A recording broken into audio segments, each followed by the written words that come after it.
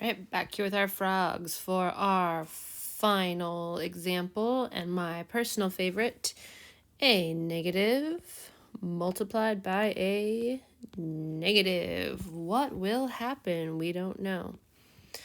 Let's try a negative 5 multiplied by a negative 2. All right, so I'm going to be facing left.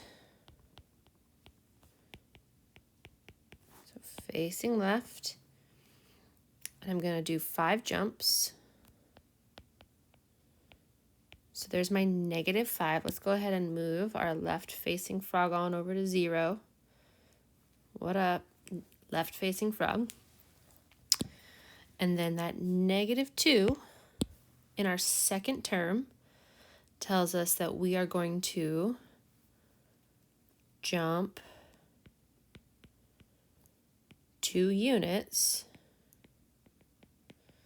And that negative says that we're going to jump backwards. All right, left facing frog, where will you land? Go ahead and erase that. All right, so left facing frog. Let's start our jumping.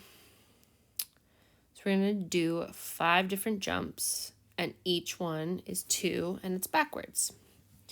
So here's our first backwards jump, and our second backwards jump, and our third backwards jump, and our fourth backwards jump, and our fifth backwards jump.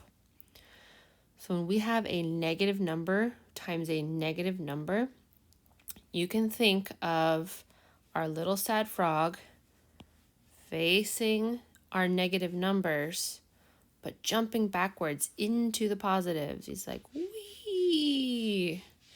Really wants to be a positive 10.